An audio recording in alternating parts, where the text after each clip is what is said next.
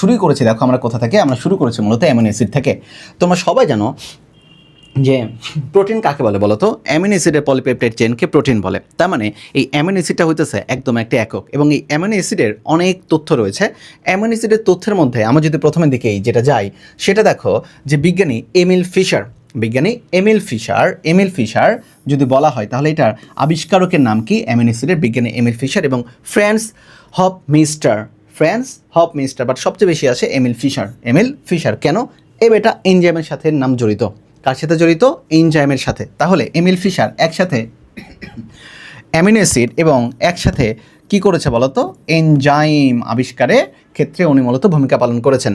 চলো অ্যামিনো অ্যাসিডের ক্ষেত্রে কী কী থাকবে? অ্যামিনো অ্যাসিডের ক্ষেত্রে যদি আমি সংকেতের দিকে তাকাই তাহলে তোমার অনেক কিছুই পড়া হয়ে যাবে আর কি।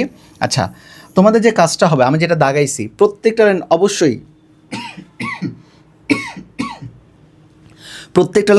তোমরা দাগাবা ভাই, বুঝতে পারছো? বাট এর সাথে সাথে যে জিনিসগুলো আমি মূলত পড়াচ্ছি সব তো আর A to Z তোমাকে লাইন টু লাইন বলে দেওয়া যায় না। কিছু কিছু ক্ষেত্রে ইম্পর্টেন্ট জিনিসটা বলে দিই, এটা তোমাদেরকে পড়ে নিতে হয়। দেখো অ্যামিনো অ্যাসিডের সাধারণ গঠন, এইটা তোমাকে দেখতে হবে। এটা দেখলে তুমি অনেক কিছু উত্তর পেয়ে যাবা। যেমন অ্যামিনো অ্যাসিডের ক্ষেত্রে তার সেন্ট্রাল বা কেন্দ্রে যেটা থাকে, সেই কেন্দ্রের ইয়েটা হচ্ছে কার্বন। ওকে, কেন্দ্রের মূলটা হচ্ছে মূলত কার্বন, এবং এর ক্ষেত্রে দেখো কার্বনের চারটা হাত, একদিকে থাকে কার্বক্সিল মূলক আর একদিকে থাকে কি বলতো? অ্যামিন মূলক। তাহলে একটা অ্যামিনো অ্যাসিডের ক্ষেত্রে কমপক্ষে একটা অ্যামিন মূলক এবং একটা কার্বক্সিল মূলক থাকতে হবে, একটা অ্যামিন মূলক এবং আরেকটা কি কার্বক্সিল মূলক থাকতে হবে। এছাড়াও একদিকে রয়েছে হাইড্রোজেন আর একটা রয়েছে অ্যালকাইল, একটা রয়েছে কি অ্যালকাইল। ক্লিয়ার? তাহলে এটা হচ্ছে মূলত আমাদের অ্যামিনো অ্যাসিডের সাধারণ সংকেত, মাথায় রাখতে হবে কিন্তু এটা। ওকে, চলো আসার কি দেখো এখানে গুরুত্বপূর্ণ জিনিস যে প্রকৃতিতে বেশিরভাগ অ্যামিনো অ্যাসিড হইতেছে আলফা অ্যামিনো অ্যাসিড। দেখো এখানে গুরুত্বপূর্ণ জিনিস এটা হচ্ছে এই যে যেটা সবুজ কালার, এটা মেডিকেলে আছে, মানে ডেন্টাল অ্যাডমিশন টেস্ট আসে 2011-12-তে। সেটা হচ্ছে আর গ্রুপ, মানে অ্যালকাইল গ্রুপ যদি CH2SH হয় তাহলে সেটা অ্যামিনো অ্যাসিডটার নাম হবে সিস্টেন। এটা পরের আগে তোমাদেরকে যদি আমি বলি যে অ্যামিনো অ্যাসিডের সংখ্যার কথা যদি বলা হয়, অ্যামিনো অ্যাসিডের কিসের কথা? সংখ্যার কথা যদি বলা হয়, AMINO। তোমরা নোট যারা করো তারা আমাকে একটু জমা দিও, বুঝছো? আমাদের গ্রুপে তোমরা পোস্ট করতে পারো, আর আমাদের পেইড গ্রুপে যারা রয়েছে তারা তো টেলিগ্রামে থাকি তোমাদের সাথে। অ্যামিনো অ্যাসিড যেটা, অ্যামিনো অ্যাসিডের সংখ্যা মোট হচ্ছে 28 প্রকার। তাহলে বলো তো কত প্রকার? 28 প্রকার মোট, রাইট? এর মধ্যে যদি আমি বলি প্রয়োজনীয়, মাথায় রাখো ভাই, প্রয়োজনীয় হইতেছে 20 প্রকার, রাইট? প্রয়োজনীয় কত প্রকার? 20 প্রকার। অত্যাবশ্যকীয় কি বলা হয়েছে? অত্যাবশ্যকীয়,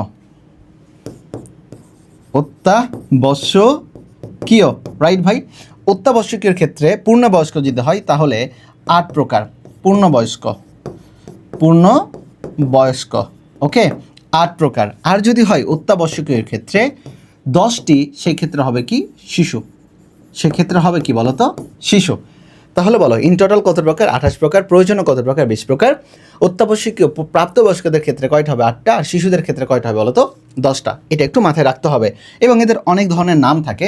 নামের মধ্যে দেখো যদি আর গ্রুপটা যদি CH2S হয়, এস মানে এস রিলেটেড, দেখো সিস্টেন, এস মানে সিস্টেন, আমার সাথে সাথে বলো এস মানে কি? সিস্টেন।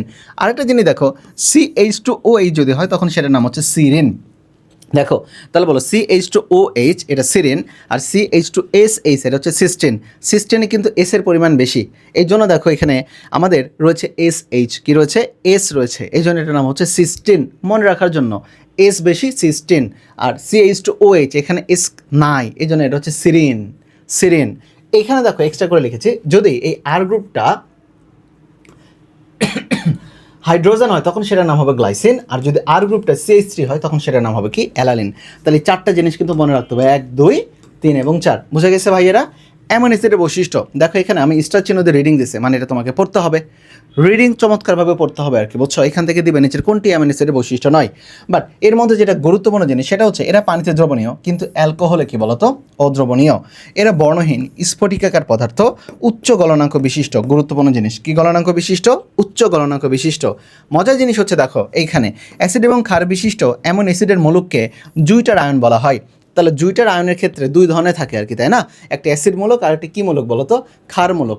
তো যাই হোক, মূলত জুইটার আয়নের ক্ষেত্রে চার্জ হয় কিন্তু 0। তাহলে জুটের আয়ন কার ক্ষেত্রে প্রযোজ্য বলো তো? জুটের আয়ন ক্ষেত্রে অ্যামিনো অ্যাসিডের ক্ষেত্রে প্রযোজ্য, এবং এদের ক্ষেত্রে চার্জ হয় মূলত কেমন বলো তো? জুটের আয়নের ক্ষেত্রে চার্জ হয় 0। আচ্ছা, এতটুকু মাথায় রাখলে হচ্ছে। চলো, অ্যামিনো অ্যাসিডের শ্রেণী বিভাগ, এইখান থেকে খুব বেশি প্রশ্ন আসে না, বুঝছো?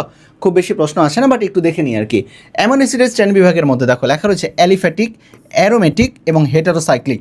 এর মধ্যে দেখো আমরা গ্রামে, আমি জানি না তোমাদের এলাকাতে এটা কী বলে, আমাদের এলাকাকে বলে গাব ফল, গাব, বুঝছো? গাব ফল থাকে।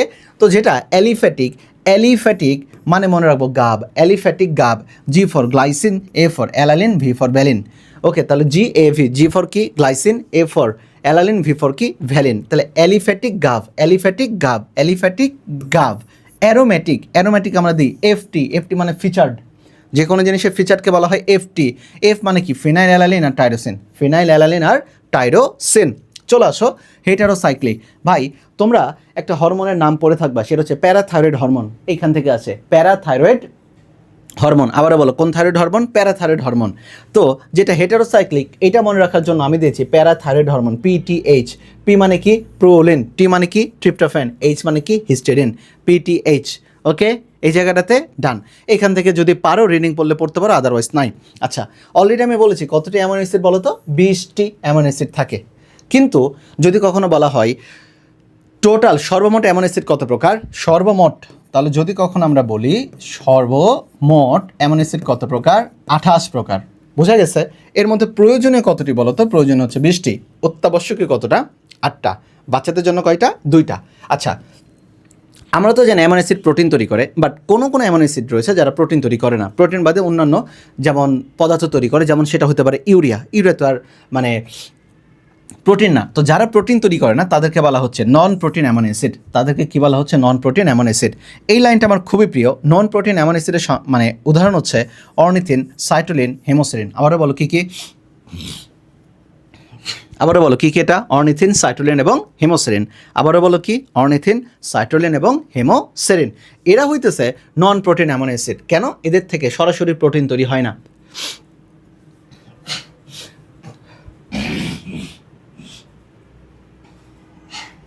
তাহলে বলো, এদের থেকে কি সরাসরি প্রোটিন তৈরি হয় না? মনে থাকবে এটাতে। আচ্ছা আসো, এই প্রশ্নটা কিন্তু মেডিকেলও আসছে বেশ কয়েকবার, গুরুত্বপূর্ণ জিনিস। সবচেয়ে বিরল অ্যামিনো অ্যাসিডের নাম হচ্ছে হাইড্রোক্সিপ্রোপিন। আবারও বলো কি কি? হাইড্রোক্সিপ্রোপিন। সবচেয়ে বিরল অ্যামিনো অ্যাসিডের নামটা কি বলো তো ভাই? হাইড্রোক্সিপ্রোপিন। আচ্ছা চলো, আমাদের এরপরের দিকে চলে আসি। দেখো, অত্যাবশ্যক অ্যামিনো অ্যাসিড। আমরা অত্যাবশ্যক অ্যামিনো অ্যাসিড খুব ভালো করে জানি। এটা হইতেছে মূলত 8টি। ওকে, বাচ্চাদের জন্য 2টা এক্সট্রা, সেটা হচ্ছে কি 10টি। কী কী? আর্জিনিন আর হিস্টিডিন। তাহলে বাচ্চাদের জন্য 2টা বেশি, আর্জিনিন আর হিস্টিডিন। ভাই এই আর্জিনিনটা আসে কই থেকে? আর্জিনিনটা আমরা জানি চালের বৈজ্ঞানিক নাম কি? ওরাইজা স্যাটিভা, ওরাইজা স্যাটিভা। ভাই এই ওরাইজা থেকে আসছে মূলত আর্জেনিন বা অরাইজেনিন। এই জন্য 6 মাস বয়সের পর থেকে বাচ্চাদেরকে আমরা খিচুড়ি খাইতে দিই। কেন? ওই খিচুড়ি যে চাল, ওই চালে থাকে অরাইজেনিন নামক অত্যাবশ্যক অ্যামিনো অ্যাসিড এবং হিস্টিডিন। আর বাকি 8টা সবার জন্য ফিক্সড। তাহলে এই যে বাকি 8টা যে সবার জন্য ফিক্সড, এটা কিভাবে মনে রাখবো? আমার মনে হয় এটা বাচ্চাকাল থেকে তোমরা মনে রাখছো। সেটা হচ্ছে এমটিভি পিল। কি বলছি? এমটিভি পিল।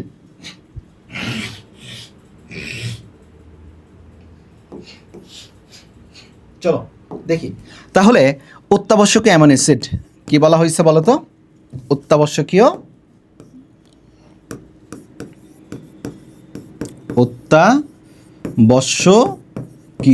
কি অ্যাসিড বলো তো ভাই? Amino acid. অত্যাবশ্যকীয় অ্যামিনো অ্যাসিডের জন্য আমাদের মনে রাখতে হবে কি? এমটিভি পিল, PILL। এই এমটিভি পিল দিয়ে আমরা কি বুঝতে পারি? এম মানে কি? এম মানে মেথিওনিন। এম মানে কি? মেথিওনিন। টি মানে 2টা, টি মানে ট্রিপ্টোফ্যান, ট্রিপ্টোফ্যান। আর টি মানে থ্রিওনিন, থ্রিওনিন, ট্রিপ্টোফ্যান এবং থ্রিওনিন। ওকে, এরপরে ভি। ভি মানে হচ্ছে ভিলেন, ভিলেন মানে ভ্যালিন, ভিলেন মানে কি? Valine, sorry valine. এরপরের দিকে চলে আসো পি। পি মানে হচ্ছে ফিনাইল অ্যালালিন, শুধু ফিনাইল লিখলাম। ওকে, আই মানে হচ্ছে আইসোলিউসিন, আইসোলিউসিন। এল মানে হচ্ছে লিউসিন। আর সবার শেষে এল মানে হইতেছে লাইসিন, রাইট? এই যে 8টা অত্যাবশ্যকীয় অ্যামিনো অ্যাসিড কয়টা? 8টা। দেখো মেথিওনিন, টি মানে হইতেছে 2টা, ট্রিপ্টোফ্যান আর threonine, valine, phenylalanine, isoleucine, leucine এবং লাইসিন। ক্লিয়ার রে ভাই? ক্লিয়ার? বাচ্চাদের জন্য 2টা এক্সট্রা বেশি। চালে থাকে, তারা চাল খায়, তাহলে কি অরাইজেনিন আর হিস্টিডিন, অরাইজেনিন আর কি হিস্টিডিন। মনে থাকবে এই জায়গাটাতে রে? হ্যাঁ, চলো আমরা একটু চলে যাই। অরাইজেনিন এবং হিস্টিডিনের কথা বলেছে, এই জায়গায় আমাদের পড়া দরকার নাই। আমরা চলে আসবো অ্যামিনো অ্যাসিডের কাজ। এখানে আমি একটা রিডিং দিয়েছি ভাই, আপনারা একটু পড়ে নেবেন রিডিং এই বিষয়টা আর কি। ওকে, রিডিংয়ের ক্ষেত্রে দেখো যে অ্যামিনো অ্যাসিড মূলত এটা একটা প্রোটিন, এটা আমাদের বডির অ্যান্টিবডি তৈরি করতে সহায়তা করে। অ্যান্টিবডি এক ধরনের প্রোটিনজাত পদার্থ। ওকে, এছাড়াও দেখো দেহের পিএইচ নিয়ন্ত্রণে সহায়তা করে। দেহের কি নিয়ন্ত্রণে সহায়তা করে? পিএইচ নিয়ন্ত্রণে সহায়তা করে। কিছু vitamin, enzyme, indole hormone antibody সংশ্লেষণে সহায়তা করে। তাহলে কি কিছু vitamin, enzyme, indole hormone antibody সংশ্লেষণে কী করে? সহায়তা করে। চলো এখন আমরা চলে আসি protein. What is protein? Amino অ্যাসিডের পলিপেপটাইড চেইনকে প্রোটিন বলে। অ্যামিনো অ্যাসিডের পলিপেপটাইড চেইনকে কী বলে? প্রোটিন বলে। এটার সাথে লাগবে নাকি দেখি? আরে বাহ, সেই। Hello guys, this is me doctor Touhidur Rahman Shakil. আজকে আমি আপনাদেরকে দেখাবো কিভাবে আমি এখানে ক্লাস নিচ্ছি। ওকে, এবং সারাটা দিন আমার আজকে ডেইলি ব্লগ চলবে। আজকের দিনটা খুবই গুরুত্বপূর্ণ, কারণ আজকে তোমাদেরকে আমি পড়াচ্ছি কোষ রসায়নের 2 নম্বর পার্ট, যেখানে রয়েছে প্রোটিন। এই প্রোটিন ব্যতীত তুমি একটা দিনও বেঁচে থাকতে পারবে না। এবং তোমার এবং আমার দেহের জন্য সবচেয়ে গুরুত্বপূর্ণ প্রোটিন হইতেছে কোন প্রোটিন বলো তো? সেটা হচ্ছে অত্যাবশ্যকীয় 8টি প্রোটিন। এটা যদি না হয় তাহলে আমাদের জন্য খুবই খুবই টাফ হয়ে যাবে বাঁচার জন্য। এছাড়াও প্রোটিন কাকে বলে? প্রত্যেক দিনে যে তুমি মাছ খাইছো, মাংস খাইছো, গরু খাইছো, খাসি খাইছো, সব কিছু খাইছো, এটাকে বলা হচ্ছে প্রোটিন। এবং এটার কাঁচামাল হচ্ছে অ্যামাইনো অ্যাসিড। এবং প্রোটিন শব্দের যদি আমি কথা বলি, এটা আসছে প্রোটিয়াস থেকে, এবং প্রোটিয়াস মানে খুবই গুরুত্বপূর্ণ। তাহলে তোমার, আমার বা আমাদের সবার বডি সবচেয়ে গুরুত্বপূর্ণ জিনিস কি? কার্বোহাইড্রেট, লিপিড নাকি প্রোটিন? বুকে হাত দে বল কোনটা? এটা হবে প্রোটিন। মনে থাকবে? ওকে, আসো চলো। Proteus, right? প্রোটিয়াস। তাহলে প্রোটিয়াস অর্থ হলো সবচেয়ে গুরুত্বপূর্ণ, রাইট? প্রোটিয়াস মানে কিন্তু আবার প্রোটিন না, প্রোটিয়াস মানে সবচেয়ে গুরুত্বপূর্ণ। এটা আমাদের দেশের সবচেয়ে গুরুত্বপূর্ণ জিনিস, দ্যাটস এটাকে বলা হচ্ছে প্রোটিয়াস। ওকে ভাই, চলো এরপর আমাদের কি বলছে আর কি? মুন্ডার দাদু।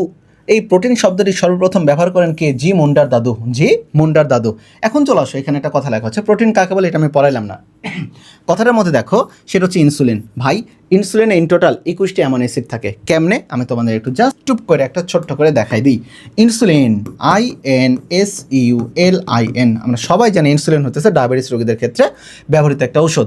এর চেইন থাকে 2টা, একটা এ চেইন, একটা হচ্ছে বি চেইন। ভাই এতে 21, এতে কত? 21, আর বিতে হবে 30। 21 আর 30 মিলে কত হয় রে ভাই বলতো?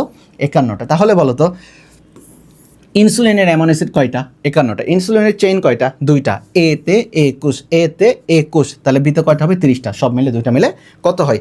51টা। ওকে, বুঝতে পারছি আমরা? হ্যাঁ,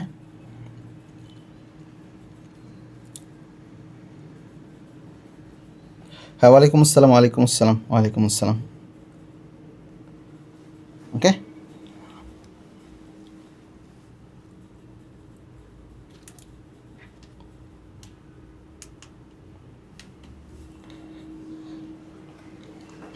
চলো এরপরে দিকে আমরা একটু চলে যাই আর কি। দেখো ইনসুলিনে তাহলে 21টা।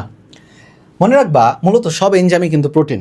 এনজাইম মানে এটা হচ্ছে প্রোটিন ধর্মী। এবং জীবদেহে শুষ্ক ওজনের কত পার্সেন্ট প্রোটিন বলো তো? 50% প্রোটিন। এমসিকিউর জন্য গুরুত্বপূর্ণ আর কি। ওকে, এখানে প্রোটিনের কথা বলেছে, এবং এটা কিন্তু একবার প্রশ্ন আসে মেডিকেল। প্রোটিনের ক্ষেত্রে আমরা যে অ্যামিনো অ্যাসিড পাই, অ্যামিনো অ্যাসিডের মধ্যে আমরা তো একটা জিনিস জানি না, একদিকে কি থাকে বলো? একদিকে থাকে আমাদের কার্বক্সিল গ্রুপ, আর এদিকে থাকে অ্যামিন ব্লক, মিনিমাম একটা। এবং এদের মধ্যে একটা বন্ড তৈরি হয়, সেই বন্ডের নামটা হচ্ছে পেপটাইড বন্ড। কোন বন্ড বলো তো? Peptide bond. তাহলে প্রোটিনদের মধ্যে বা অ্যামিনো অ্যাসিডের মধ্যে যে বন্ড থাকবে তার নাম পেপটাইড বন্ড। তাহলে প্রোটিন তৈরি হইতেছে পেপটাইড বন্ড দ্বারা। ওকে, চলো তাহলে প্রোটিন হলো পেপটাইড যৌগ। এর মধ্যে দেখো পেপটাইড, পলিপেপটাইড, প্রোটিন কাকে বলে? গুরুত্বপূর্ণ জিনিস পলিপেপটাইড। পেপটাইড মানে তো অ্যামিনো অ্যাসিডের একটা শিকল। পেপটাইড মানে অ্যামিনো অ্যাসিডের একটা শিকল। পলি মানে অনেকগুলা। কতগুলো অ্যামিনো অ্যাসিড থাকলে সেটাকে পলিপেপটাইড বলবো? মাথায় রাখতে হবে 50টির বেশি। এটা কিন্তু আসার মতো একটা প্রশ্ন। তাহলে 50টির বেশি যদি অ্যামিনো অ্যাসিড থাকে, তাদের যে চেন তাকে বলা হবে পলিপেপটাইড। তাদেরকে বলা হবে কি? পলিপেপটাইড। চলো আসি। দেখো প্রোটিন মূলত কি? এক বা একাধিক পলিপেপটাইড যা ফোল্ডেড অবস্থায় কাজ করে। ফোল্ডেড অবস্থা মানে কি? ভাঁজ অবস্থায়। ফোল্ডেড অবস্থা মানে কি? ভাঁজ অবস্থায় মূলত প্রোটিন কাজ করা শুরু করে বা কাজ করে। কেবলমাত্র ফোল্ডেড অবস্থায় প্রাপ্ত হলেই প্রোটিন কার্যকরী হয়। এইখানে দেখো আমি একটা ট্রিপল স্টার দিয়েছি, এটা হচ্ছে গুরুত্বপূর্ণ জিনিস। দেখো এখানে এনজাইমের নাম লেখা রয়েছে, দেখো লাইসোজাইম, ইন্টোগ্রিন, কোলাজেন, হিমোগ্লোবিন। আমরা সবাই জানি একটা হিমোগ্লোবিন 4টা অক্সিজেনকে ধরতে পারে। আবারও বলো, একটা হিমোগ্লোবিন এইচবি, একটা এইচবি কয়টা অক্সিজেনকে ধরতে পারে? 4টা। তাহলে তুমি বলো তো ভাই, হিমোগ্লোবিনের ক্ষেত্রে পলিপেপটাইড চেইন হবে কয়টা? 4টা। কয়টা? 4টা। মনে রাখার জন্য একটা কথা বলি, সেটা হচ্ছে একলা। কি বলবা? একলা।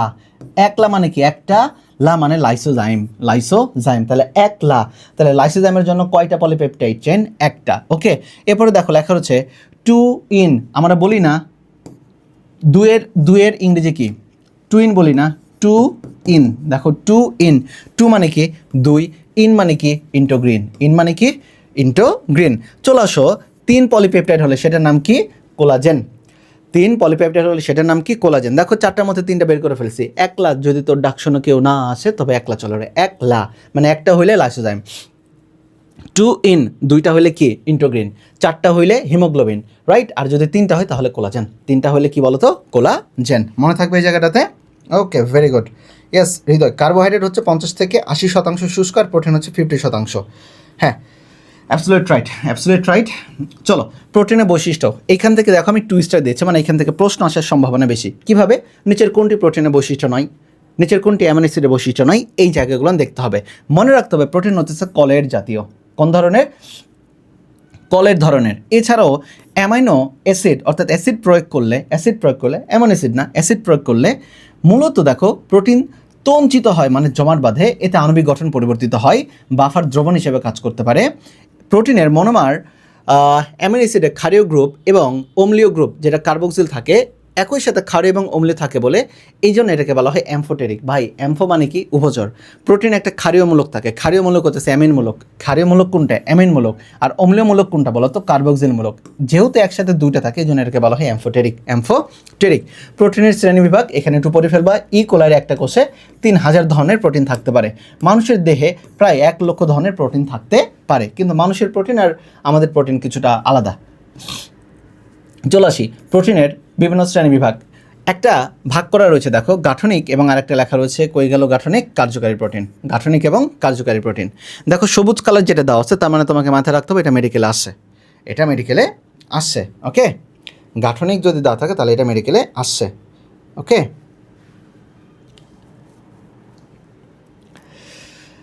এটা মেডিকেলে আসছে, তাহলে আমাদের গুরুত্বপূর্ণ জিনিস। চলো তোমাদের জাস্ট একটা প্রশ্ন ছুড়ে দিই আর কি আমি, বলো তো। সেটা হচ্ছে যে প্রোটিয়াস মানেটা কি? প্রোটিয়াস মানেটা কি? দেখি কেউ উত্তর দিতে পারো কি না আর কি এটাতে। দেখি, গাঠনিক প্রোটিন। গাঠনিক প্রোটিন বলতে এই যে তুমি যা কিছু দেখতে পাচ্ছ, চুল, নখ, ত্বক, খুর, যা কিছু দেখা যাচ্ছে সবই মূলত গাঠনিক প্রোটিনের মধ্যে অন্তর্ভুক্ত। এর মধ্যে দেখো কেরাটিন, কেরাটিন, কেরাটিন কই কই পাই? ত্বক, শিং, নখ, খুর, পালক ইত্যাদিতে। কোলাজেন, এটা গুরুত্বপূর্ণ জিনিস। কোলাজেন কই কই থাকে? অস্থি, টেন্ডন, যোজক টিস্যু। চলে আসি দেখো ফাইব্রাইন। ফাইব্রাইন মানে জাল বা সুতা, থাকে সিল্ক এবং মাকড়সার জালে। স্ক্লেরোটিন পতঙ্গের বহিকঙ্কাল। আর কন্ড্রিন থাকে তরুণাস্থিতে, সেইন থাকে অস্থিতে। এটা কিন্তু মেডিকেল আসা জায়গা, এই জায়গাটা একটু ভালো করে দেখতে হবে। এর মধ্যে দেখো কন্ড্রোসাইট মানে তরুণাস্থির কোষ, তাহলে কন্ড্রিন মানে তরুণাস্থি। কন্ড্রিন মানে কি? তরুণাস্থি। সেইন মানে কি? সেইন মানে পাগল না। ওকে, সেইন মানে অস্থিতে থাকে। চলো আসে দেখো কোলাজেন। কোলাজেন হচ্ছে এক ধরনের সুতার মতো, বুঝছো? কোলাজেন কই কই থাকে? অস্থি, টেন্ডন, যোজক টিস্যু। অস্থি, টেন্ডন এবং কোন টিস্যু বলো তো? যোজক টিস্যুতে থাকে মূলত কোলাজেন। একটু মাথায় রাখতে হবে। কার্যকারী প্রোটিন। কার্যকারী প্রোটিন বলতে বিপাকীয় কাজে যারা লাগে, যেমন কি এনজাইম কার্যকারী প্রোটিন, হরমোন কার্যকারী প্রোটিন, শ্বাসরঞ্জক, শ্বাসরঞ্জক মানে হিমোগ্লোবিন কার্যকারী প্রোটিন, এবং ভিটামিন। তাহলে দেখো এনজাইম, হরমোন, ভিটামিন, শ্বাসরঞ্জক। আমার সাথে সাথে বলো কি কি? এনজাইম, হরমোন, ভিটামিন, শ্বাসরঞ্জক ইত্যাদি হইতেছে মূলত কি? কার্যকারী প্রোটিন। চলো, আকৃতি অনুযায়ী এরা হইতেছে মূলত 2 ধরনের। একটাকে বলা হয় তন্তুময়, আর একটাকে বলা হইতেছে কি? গ্লোবিউলার। গ্লোবিউলার মানে গোল গোল গোল। এবং এটা দেখো 2014-15তে আসছে, গোল গোল ভাব থাকবে, গ্লোবিন গোল। যেমনটা কি মায়োগ্লোবিন মাংসে থাকে, গোল গ্লোবিন। ইনসুলিন গোল। এরপরে দেখো হিমোগ্লোবিন গোল। তাহলে গোল গোল টাইপের থাকলে সেটা হইতেছে মূলত কি বলতো? গ্লোবিউলার। Myoglobin, insulin, haemoglobin. আর বাকিগুলো যেগুলো থাকবে সেগুলো হচ্ছে তন্তুময়। যেমন ওই যে দেখো লেখা রয়েছে কেরাটিন, তারপরে দেখো কোলাজেন, এরপরে ফাইব্রাইন। ফাইবার মানে তো শুধু এটা জানাই যেতেছে। কোলাজেন মানে তন্তু, ক্লিয়ার। আর কেরাটিন মানে বাইরে শক্ত একটু আবরণ থাকে, বাইরে শক্ত আবরণ থাকে কেরাটিনে, যেমন নখ, তারপরে খুর, শিং ইত্যাদির আবরণ কেরাটিন।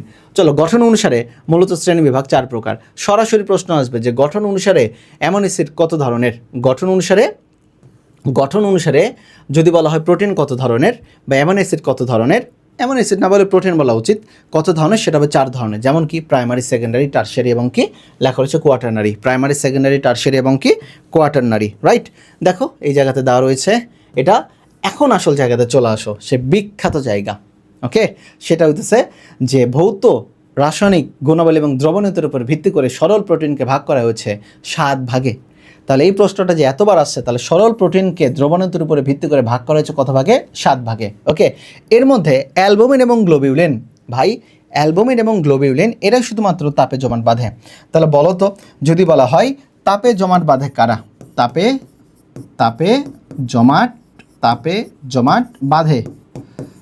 জমাট বাঁধে মূলত শুধুমাত্র কারা বলো তো? অ্যালবুমিন, আর একটা কি বলো? গ্লোবিউলিন। অ্যালবুমিন আর কি? গ্লোবিউলিন। এরাই শুধুমাত্র তাপে জমাট বাঁধে। আর যত ধরনের সরল প্রোটিন রয়েছে আর বাকি যে 5টা, ওরা তাপে জমাট বাঁধে না এবং না।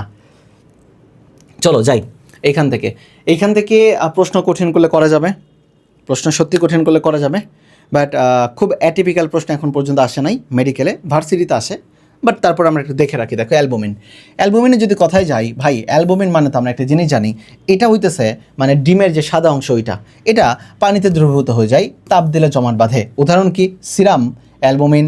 এরপরে দেখো লেখা রয়েছে ডিমের সাদা অংশের নাম ওভালবুমিন, তাহলে ডিমের সাদা অংশের নাম কি? ওভালবুমিন। রক্ত এবং লসিকার সেরাম অ্যালবুমিন, ল্যাকটালবুমিন, গম বীজের লিউকোসিন, সিমের লিগুমেলিন এবং মাংস মানে মাংস মানে কি? Myo albumin. চলে আসো গ্লোবিউলিনের ক্ষেত্রে এটা কিন্তু পানিতে অদ্রবণীয়। গ্লোবিউলিন বলতে ডিমের কুসুমকে বোঝানো হয়। ডিমের কুসুম কিন্তু পানিতে দ্রবীভূত হয় না, অনেক ঘুরতে হয় আর কি তাকে।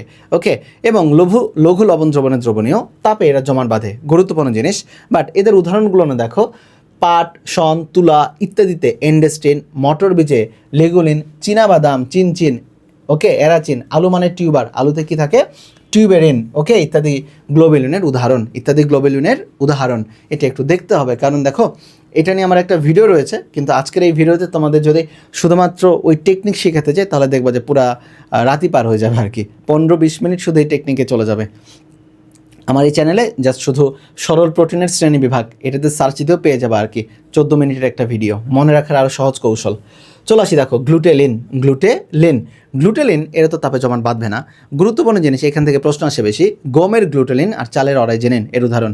গমের গ্লুটেলিন এবং চালের অরাইজেনিন কার উদাহরণ? গ্লুটেলিনের উদাহরণ। চলো আসি, দেখো প্রোলামিন।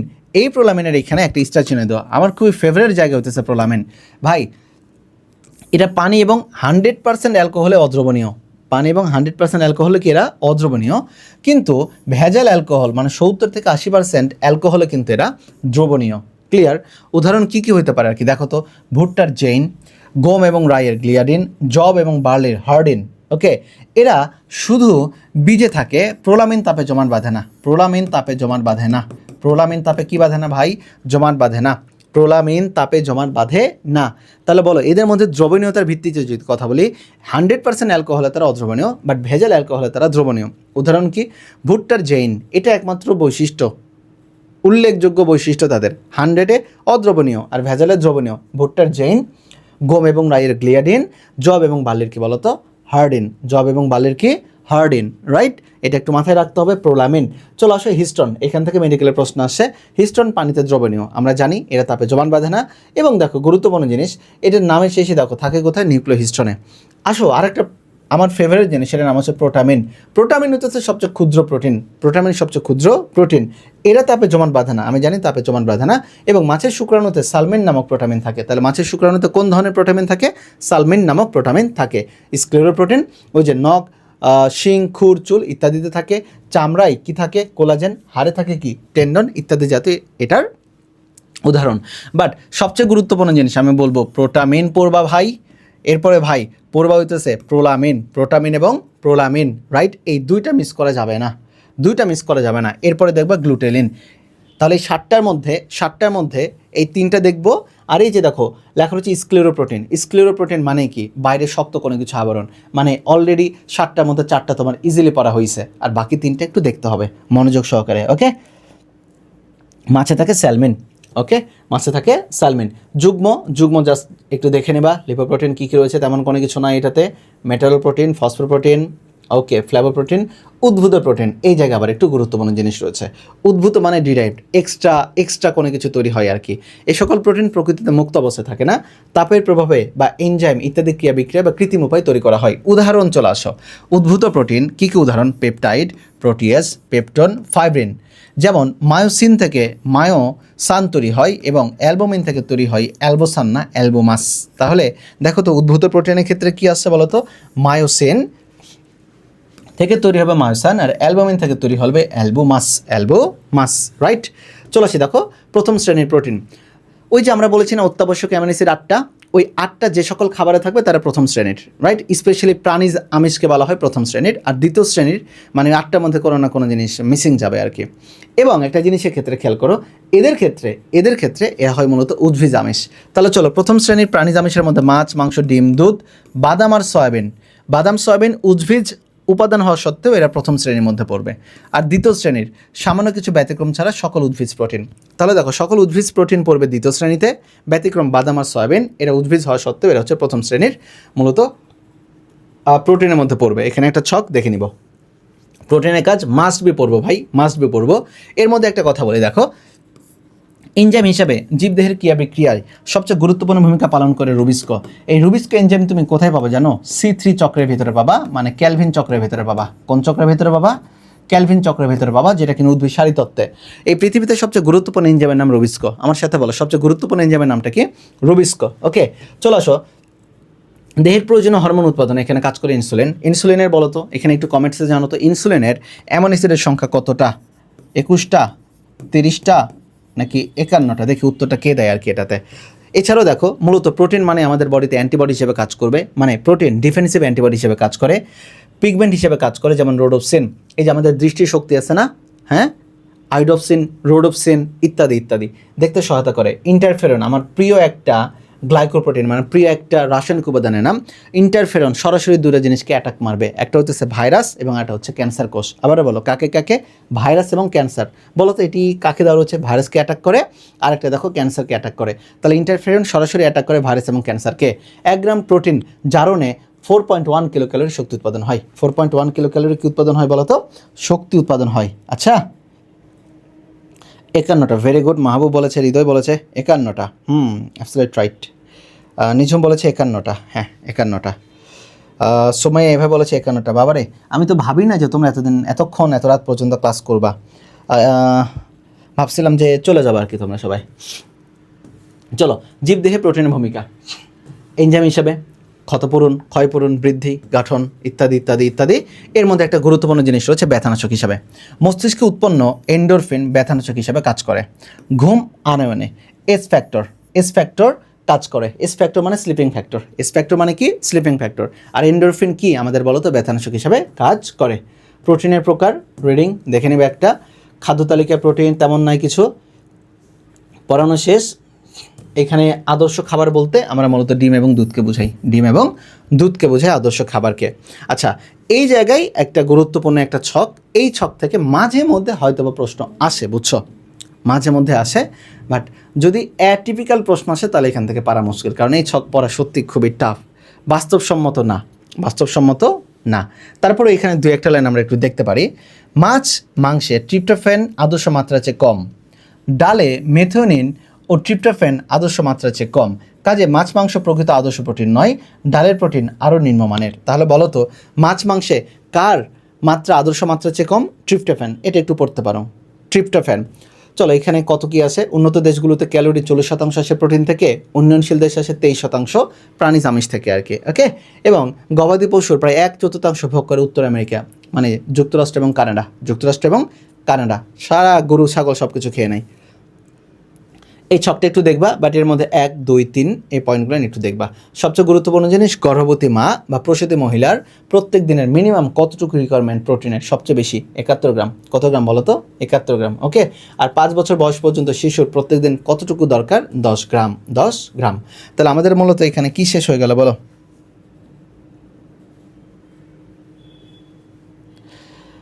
আচ্ছা, ডিম দুধ একটু ভালো লাগে না, তারপরে তো খাইতে হবে, না খাইলে তো অসুস্থ হয়ে যাবি তোরা। Very good. চলে আসি, দেখো এটা হচ্ছে আমাদের এখন লিপিডের দিকে আমরা চলে আসছি। লিপিড শুরু করবো, লিপিড জাতীয়। ওকে, প্রোটিন শেষ, এরপর আমরা শুরু করবো লিপিড।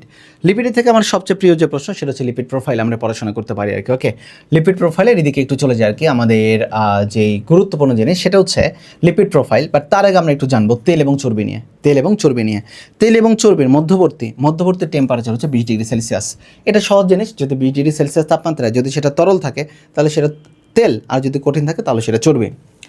লিপিডের বৈশিষ্ট্য ভাই 2 স্টার দিয়েছি, তোমাদের একটু পড়ে নিতে হবে, ক্লিয়ার।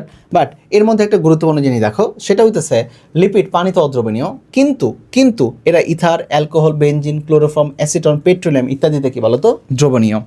লিপিডের সাথে সুদান 3 দ্রবণ যোগ করলে কি লাল হয়? লালে লাল, শাহজালাল, অর্থাৎ লাল রং হয়ে যায়। যাই হোক, মজা করছে আর কি, লাল রং হয়ে যায়। চলো এরপরে লিপিডের কাজগুলো দেখে নিব। বাট লিপিডের কাজের মধ্যে মেন কথা, উদ্ভিদের অঙ্কুরোদ্গমে লিপিড খাদ্যরূপে ব্যবহৃত হয়। মানে উদ্ভিদের ভেতরে যেই লিপিডটা থাকে বা তেলটা থাকে, এটা বীজের অঙ্কুরোদ্গমে শক্তি উৎপাদনে সহায়তা করে। আচ্ছা, লিপিডের শ্রেণী বিভাগ এখানে ভাগদা রয়েছে, এটা আমরা দেখে নিতে হবে একটাবার। বাট এইখানে একটা চমৎকার জিনিস তোমাদেরকে আমি একটু দেখাতে চাই। যৌগিক লিপিড পরে যাচ্ছি।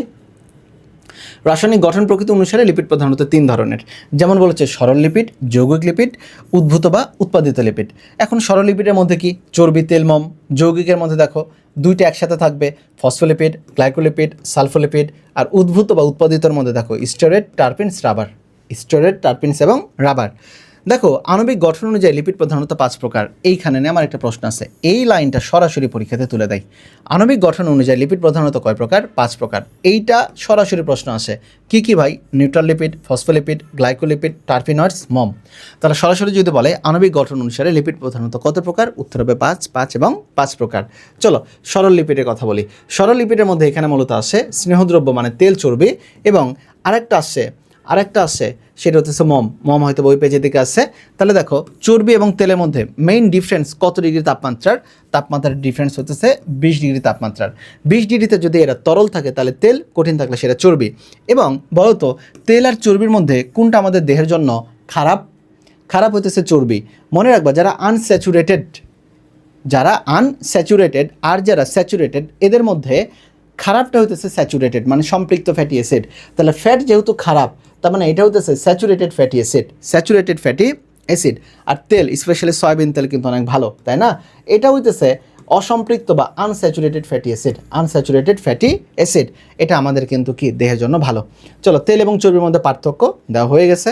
এটাতে ট্রাইগ্লিসারাইড, এখানে একটা গুরুত্বপূর্ণ জিনিস তোমাদেরকে দেখাই। ট্রাইগ্লিসারাইড মানে, এখানে তোমরা অনেকে ভুল করবা, ট্রাই মানে 3, গ্লিসারাইড মানে গ্লিসারল। না রে ভাই, 3টা গ্লিসারল না, এখানে থাকে ট্রাইগ্লিসারাইডে থাকে 1টা গ্লিসারল। বলো ট্রাইগ্লিসারাইডে থাকে কয় অণু গ্লিসারল? 1 অণু গ্লিসারলের সাথে 3 অণু ফ্যাটি অ্যাসিড, এটাকে বলা হয় ট্রাইগ্লিসারাইড। এটাকে তোমাকে মানে পাজেল করার জন্য যথেষ্ট। ট্রাইগ্লিসারাইডে গ্লিসারল থাকে কয়টা? 1টা। আর ফ্যাটি অ্যাসিড থাকে কয়টা? 3টা। ওকে, এর মধ্যে দেখো লেখা রয়েছে স্যাচুরেটেড আর আনস্যাচুরেটেড ফ্যাটি অ্যাসিড। ভাই আনস্যাচুরেটেড ফ্যাটি অ্যাসিড ভালো। আনস্যাচুরেটেড ফ্যাটি অ্যাসিড কি ভালো? কেন? কারণ ফ্যাটি অ্যাসিডের হাইড্রোকার্বন চেইনে এক বা একাধিক ডাবল বন্ড থাকলে তখন সেটাকে বলা হয় আনস্যাচুরেটেড। যেমন লিলোনিক এবং লিনোলেনিক। আরেকটা রয়েছে অ্যারাকিডোনিক, ওটা দরকার নাই তোমাদের বই। বাট দুটো জিনিস লিলোনিক এবং লিনোলেনিক, এটা মূলত হতেছে আনস্যাচুরেটেড ফ্যাটি অ্যাসিড, যেটা আমাদের জন্য ভালো। ওকে, আর যেটা স্যাচুরেটেড ফ্যাটি অ্যাসিড যা প্রাণী চর্বিতে থাকে, এটা আর্টারি গাত্রে মানে ধমনের গায়ে জমা হয়ে রক্ত চলাচল পথ শুরু করে দেয়, ফলে কি হয়? হৃদরোগ হতে পারে। আনস্যাচুরেটেড ফ্যাটি অ্যাসিড সেটা করে না। তাহলে ভালো কোনটা? Unsaturated fatty acid. এটা কি রে বাবা বলো তো? ভালো। এটা কি বলো তো? ভালো। মনে থাকে যেন এটাতে। আচ্ছা চলো হয়েছে এটাতে। ওকে, চলে আসো এখানে দেখো ট্রান্স ফ্যাটি অ্যাসিড আর সিস ফ্যাটি অ্যাসিড। এক্ষেত্রে মনে রাখবা আর কি, দেখো এই যে হাইড্রোজেনের কথা বলছে না, ট্রান্স মানে ট্রান্সফার করে দাও, মানে বিপরীতে থাকবে, একটা এই দিকে থাকবে আর একটা ওই দিকে থাকবে। আর সিস মানে একই দিকে, সিস মানে কি বলো তো, হাইড্রোজেন থাকবে একই দিকে, তাহলে সিজে থাকবে একই, আর ট্রান্স মানে ট্রান্সফার করে দেওয়া, মানে এদিক ওদিক করে দিচ্ছে আর কি তারা। আচ্ছা চলো, সেটা হইতেছে যে এইখানে তোমাদের একটা গুরুত্বপূর্ণ জিনিস আমি তোমাদেরকে বলাবো, সেটা হইতেছে ব্রেন এবং চোখের গঠনে ওমেগা 3 এবং ওমেগা 6 খুবই গুরুত্বপূর্ণ। তাহলে বলো তো, তাহলে আমাকে একটু বলো তো, ব্রেন এবং চোখের গঠনে সবচেয়ে গুরুত্বপূর্ণ কোনটা? ওমেগা 3 এবং ওমেগা 6। যারা মূলত বড়লোকের বাচ্চা কাচ্চা, তারা দেখবা একটা ব্র্যান্ডের সয়াবিন তেলে লেখা থাকে ওমেগা 3 সমৃদ্ধ, ওমেগা 6 ফ্যাটি অ্যাসিড সমৃদ্ধ। তাহলে তারা তো ওই ওষুধ খাইতেছে, মানে ওই তেল খাইতেছে, ফলে তাদের চোখ ভালো হচ্ছে, ব্রেন ভালো হচ্ছে। আর যারা গরিব আমাদের মতো কষ্ট করে করে মানে সব কিছু করা লাগে। চলো, মোমের ক্ষেত্রে দেখো ফ্যাটি অ্যাসিডের পরিসর হচ্ছে C14 থেকে C36 এটাতে, এবং অ্যালকোহলের পরিসর হচ্ছে C16 থেকে C36। ভাই এখানে কিন্তু একটু ঝামেলা বেঁধে যাবে ভাই। ফ্যাটি অ্যাসিড দুটো ক্ষেত্রেই পরিসর 36, ফ্যাটি অ্যাসিডের 14, আর অ্যালকোহল কত? 16, অ্যালকোহল 16। তাহলে একটু মাথায় রাখো, fatty F4 fatty, F4 fatty, F4 14, F4 fatty, F4 14, ওকে, ফ্যাটি 14, দেখো F4 14, তাহলে ফ্যাটি অ্যাসিড 14টা আর অ্যালকোহল কতটা? 16টা পরিসর থেকে শুরু। এরপরে যৌগিক লিপিড বলেছে, দেখো ফসফোলিপিডের এইখানে একটা উদাহরণ দেখো, কি কি ফসফোলিপিডের মধ্যে পড়ে দেখো, লেসিথিন পড়ে, সেফালিন পড়ে, প্লাজমালোজেন পড়ে ইত্যাদি কয়েকটি ফসফোলিপিডের উদাহরণ। সবুজ কালার দিয়েছে মানে হেভি গুরুত্বপূর্ণ। চলো, কাজ কি? ফসফোলিপিডের সবচেয়ে গুরুত্বপূর্ণ যে কাজটা, সেই কাজের দিকে তোমাদের একটু ফোকাস করাই। ফসফোলিপিড রক্ত জমাট বাঁধতে সহায়তা করে ভাই। তাহলে কোনো জায়গায় যদি কেটেও যায়, সেই জায়গায় কি সহায়তা করে? জমাট বাঁধতে ফসফোলিপিড। কি জমাট বাঁধতে সহায়তা করে? ফসফোলিপিড। এবং আয়ন বাহক হিসাবেও কাজ করে ফসফোলিপিড। তাহলে বলো তো, ফসফোলিপিডের এই দুইটা কাজ ভুল করা যাবে না, একটা আয়ন বাহক হিসাবে আর একটা হচ্ছে রক্ত জমাট বাঁধতে সহায়তা করে। আমার সাথে সাথে বলো, আয়ন বাহক রক্ত জমাট। চলো, গ্লাইকো মানে কি? গ্লাইকোজেন টাইপের, যেটা কিনা উদ্ভিদের জন্য বেশি দরকার, তাই তো? এর মধ্যে দেখো গ্লাইকোপ্রোটিন এবং গ্লাইকোলিপিড মিলিতভাবে তৈরি করে গ্লাইকোক্যালিক্স। গ্লাইকোলিপিড এবং গ্লাইকোপ্রোটিন মিলিতভাবে তৈরি করে কি বলো তো? গ্লাইকোক্যালিক্স, যেটা কিনা থাকে কিন্তু কোষ ঝিল্লির আবরণের ক্ষেত্রে থাকে। চলো, সালফোলিপিডের ক্ষেত্রে এই লাইনটা খেয়াল করবা, ক্লোরোপ্লাস্টের উপস্থিতি সীমাবদ্ধ থাকে। সালফোলিপিড ক্লোরোপ্লাস্টে। লিপোপ্রোটিন, এটা যে কোনো অঙ্গাণুর আবরণ হিসেবে কাজ করে। আমার ফেভারিট জিনিস লিপিড প্রোফাইল। যে কোনো জায়গাতে যদি তুমি তোমার লিপিড কী অবস্থা, তোমার দেহের অবস্থাটা কি টেস্ট করতে যাও, অনেক তোমার মনে হচ্ছে তুমি মোটা হয়ে গেছো, সেক্ষেত্রে এই লিপিড প্রোফাইল টেস্ট আমরা সবাইকে দিই। লিপিড প্রোফাইল টেস্টের ক্ষেত্রে মূলত 4টা জিনিস আমরা এখানে দেখি মূলত, সেটা হচ্ছে টোটাল কোলেস্টেরল, এইচডিএল, এলডিএল এবং টিজি। তাহলে আবারও বলো কী কী? টোটাল কোলেস্টেরল, এইচডিএল, এলডিএল এবং টিজি। এর মধ্যে তোমরা জানো সবাই যে এইচডিএল বাচ্চাকাল থেকে পড়ে আসছো, হাই ডেন্সিটি লিপোপ্রোটিন, এবং এলডিএল মানে হচ্ছে লো ডেন্সিটি লিপোপ্রোটিন। এইচডিএল সবসময় 40-এর বেশি থাকতে হয়, এবং এককটা কি এটা দরকার? Milligram per DL. এককটা হচ্ছে মিলিগ্রাম পার ডিএল, বাকি সবগুলো কম থাকবে। তাহলে এইচডিএল শুধুমাত্র বেশি থাকবে। টোটাল কোলেস্টেরল থাকবে 200 মিলিগ্রাম পার ডিএল এর কম। এলডিএল সবসময় 100 মিলিগ্রাম পার ডিএল এর কম। টিজি মানে ট্রাইগ্লিসারাইড থাকবে সবসময় 150 এর কম। তাহলে বলো তো, টিসি মানে টোটাল কোলেস্টেরল 200 এর কম, টিজি মানে ট্রাইগ্লিসারাইড 150 এর কম, এলডিএল কতের কম? 100 এর কম। একমাত্র বেশি এইচডিএল, কতের বেশি? 40-এর বেশি। একক কি? মিলিগ্রাম পার ডেসিলিটার পার ডিএল। চলো, উদ্ভূত বা উৎপাদিত লিপিডের মধ্যে আমরা 3টা জিনিস পাই ভাই, বুঝছো? একটা নাম স্টেরয়েডস পেয়েছিলাম, এরপরে স্টেরয়েডসের পরের দিকে যদি আমরা একটু তাকাই, একটা ছিল টারপিনস এবং নিচের দিকে ছিল রাবার।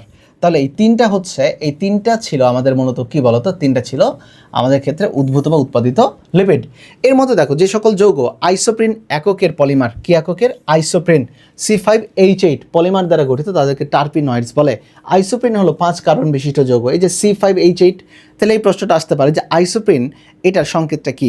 C5H8। এখানে কতটা কার্বন থাকে? 5টা কার্বন থাকে। এখন আসো, টারপিনয়েডস লিপিড মূলত কয় প্রকার? 3 প্রকার। তাহলে টারপিনয়েডসের মধ্যে প্রথমে আসে স্টেরয়েডস।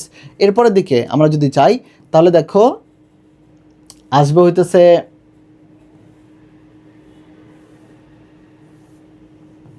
কই গেল? ওই যে টারপিনয়েডস মূলত যে উদ্ভূত যে লিপিড 3 ধরনের, একটা হচ্ছে স্টেরয়েডস, এরপরে দিকে দেখো একটা হচ্ছে টারপিনয়েডস, ওকে, আরেকটা হইতেছে আমাদের কোনটা বলো তো? রাবার। তাহলে একটা হচ্ছে স্টেরয়েডস, একটা হচ্ছে টার্পিনয়েড না টার্পিনস, আর একটা হচ্ছে রাবার। এই তিনটা উদ্ভূত প্রোটিন তিনটা। কী কী আসলো বলো তো?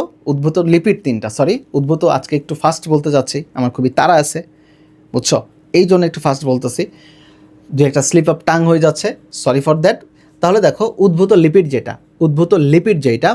উদ্ভূত লিপিডের ক্ষেত্রে থাকবে তিনটা, একটা স্টেরয়েডস, রাইট, একটা কি বলতো স্টেরয়েডস, একটা টার্পিনস এবং আরেকটা হচ্ছে রাবার। চলে আসি দেখো স্টেরয়েডসের দিকে আমরা একটু চলে আসি। দেখো স্টেরয়েডসের এইখানে একটা গুরুত্বপূর্ণ জিনিস থাকে, সেটা হচ্ছে 4টি ভিন্নতর কার্বন রিংয়ের শিরদাঁড়া। এই প্রশ্নটা খুবই ফেভারিট একটা প্রশ্ন। শিরদাঁড়া কার ক্ষেত্রে থাকে? স্টেরয়েডসের ক্ষেত্রে। কার ক্ষেত্রে থাকে? স্টেরয়েডসের ক্ষেত্রে থাকে। উদাহরণ কী কী? কোলেস্টেরল, স্টিগমাস্টেরল, আর্গিস্টেরল, বিটা সিস্টেরল, ডিজিটালিন প্রভৃতি স্টেরয়েডসের উদাহরণ। সবচেয়ে গুরুত্বপূর্ণ জিনিস এটা পরীক্ষাতে আসে, হৃৎপিণ্ডের চিকিৎসায় ডিজিটালিন ব্যবহৃত হয়। নিউরোস্পোর এবং ইস্টে আর্গিস্টেরল পাওয়া যায়। আলু এবং চুপুরি আলুতে সর্বাধিক পরিমাণে কোলেস্টেরল পাওয়া যায়। অধিক পরিমাণে কোলেস্টেরল পাওয়া যায় প্রাণীদেহে, এটা আমরা জানি। সবচেয়ে গুরুত্বপূর্ণ ডিজিটালিন। তাহলে ডিজিটালিন কোন রোগে ব্যবহার করা হয়? হৃৎপিণ্ডের রোগে ব্যবহার করা হয়। নিউরোস্পোর এবং ইস্ট থেকে পাই আর্গিস্টেরল। আলু আর চুপুরি আলুতে কোলেস্টেরল পাওয়া যায়। আলুতে প্রচুর পরিমাণে কি পাওয়া যায়? কোলেস্টেরল পাওয়া যায়। চলে আসো কোলেস্টেরল এখানে মূলত প্লাজমা মেমব্রেনের অতি প্রয়োজনীয় উপাদান, পিত্তের প্রধান উপাদান, ভিটামিন ডি এর পূর্বসূচক। ভাই এই প্রশ্ন কিন্তু আসছে, দেখো জাস্ট খুবই রিসেন্ট আসে 24 এবং 25 সালে, তার মানে আবারও আসার সুযোগ রয়েছে। দেখো কোলেস্টেরল কী কী কাজ করে? প্লাজমা মেমব্রেনের একটা বেসিক উপাদানের নাম কিন্তু কোলেস্টেরল।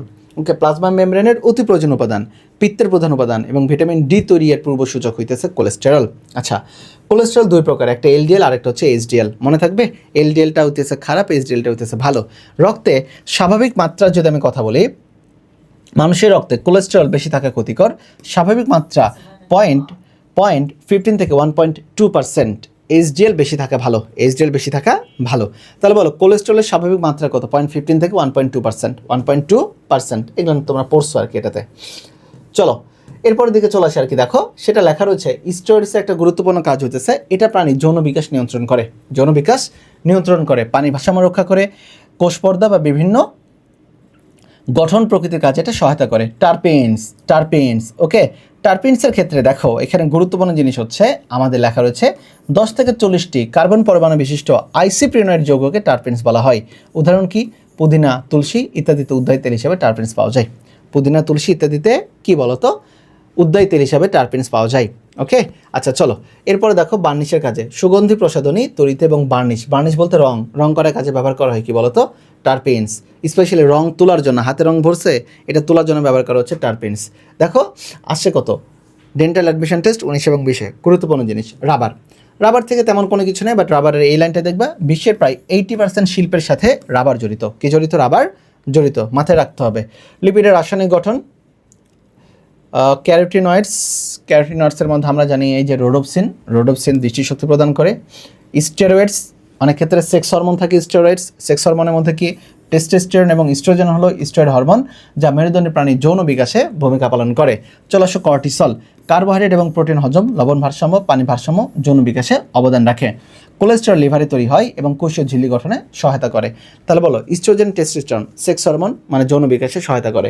কর্টিসল কার্বোহাইড্রেট এবং প্রোটিন হজমে সহায়তা করে, যৌন বিকাশে অবদান রাখে।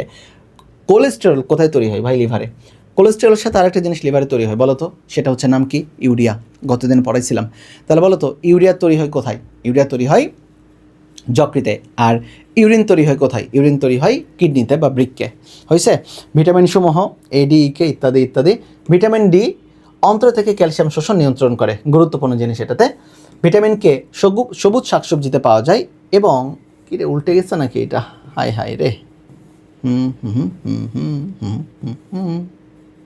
আচ্ছা উল্টে গেলে আমরা উল্টায় ফেলবো এটারে। চলো উল্টায় ফেলছি আমরা এটাকে। এরপরের দিকে চলে আসো। দেখো পানিতে দ্রবণীয় ভিটামিনের কথা বলেছে, অদ্রবণীয় ভিটামিনের কথা বলেছে। ভাই ভিটামিন কে কিন্তু রক্ত জমাট বাড়তে সহায়তা করে, এটা মাথায় রাখতে হবে। তাহলে বলো ভিটামিন কে রক্ত জমাট বাড়তে কী করে ভাই বলো তো? সহায়তা করে। হয়েছে? আচ্ছা, মানব দেহে বা জীবদেহে লিপিডের ভূমিকা, এটাও 2 স্টার পড়ে নিতে হবে, গুরুত্বপূর্ণ জিনিস। বাট এইখানের দিকে একটা খেয়াল করো, এই সহজ একটা প্রশ্ন আসছে, পানিতে দ্রবণীয় BC, অদ্রবণীয় ADEK। ফসফোলিপিড আয়নের বাহক হিসেবে কাজ করে, খুবই গুরুত্বপূর্ণ জিনিস, আমি একটু পড়াইছি। ফসফোলিপিড কী হিসেবে কাজ করে? আয়নের বাহক। গ্লাইকো মানে কি বলতো? গ্লুকোজ টাইপের, মানে এটা সালোক সংশ্লেষণ, কারণ উদ্ভিদের প্রধান খাবার হচ্ছে গ্লুকোজ। উদ্ভিদের প্রধান খাবার মানে তৈরিকৃত খাবার গ্লুকোজ বা স্টার্চ। তাহলে গ্লাইকোলিপিড সালোক সংশ্লেষণে বিশেষ ভূমিকা পালন করে, ফসফোলিপিড আয়নের বাহক হিসাবে বিশেষ ভূমিকা পালন করে। এটা একটু পড়ে নিতে হবে লিপিডের কাজটা যেটা। এখন আমরা চলে আসবো দ্য লাস্ট টপিক, সেটা হচ্ছে এনজাইম। লাস্ট টপিকের নামটা কি বলো তো? এনজাইম। আচ্ছা, এনজাইম আমার খুবই প্রিয় একটা জিনিস আর কি। বিজ্ঞানী কোন সর্বপ্রথম এনজাইম শব্দটি ব্যবহার করেন? বিজ্ঞানী কোন সর্বপ্রথম এনজাইম শব্দটি ব্যবহার করেন, রাইট? বাট এনজাইমের যে একটা তালাচাবি নীতি রয়েছে, ওই তালাচাবি নীতিটা কিন্তু আবিষ্কার করেন এমিল ফিশার, ওই যে যিনি কিনা প্রোটিন তৈরি করেছিলেন। তাহলে প্রোটিনের যে নামকরণ করেন, এনজাইমের ক্ষেত্রেও গুরুত্বপূর্ণ কি বলতো মতবাদ কি, সেটা তালাচাবি নীতি, এটাও দেন কে? Emil Fischer. কিন্তু এনজাইম শব্দটি ব্যবহার করেন বিজ্ঞানী কোন? ইস্ট কোষে জামেশ আবিষ্কৃত হয়। বিজ্ঞানী সামনার প্রথম ইউরিয়াস নামক এনজাইমটি কোষেতে পৃথক করেন এবং তিনি বলেন যে এনজাইমস আর প্রোটিনস। তাহলে বলো তো এনজাইমস আর প্রোটিনস, এই কথাটা বলেন কে? বিজ্ঞানী সামনার। এবং উনি কোন এনজাইম আবিষ্কার করেছিলেন? ইউরিয়াস এনজাইমকে উনি আবিষ্কার করেছিলেন। এরপরে দেখো, এনজাইমকে অনেক সময় অর্গানিক ক্যাটালিস্ট বা অনুঘটকও বলা হয়। আচ্ছা, এটা তো একটু উল্টায় গেছে, আমরা একটু উল্টায় নিই আবার এটাতে, চলো।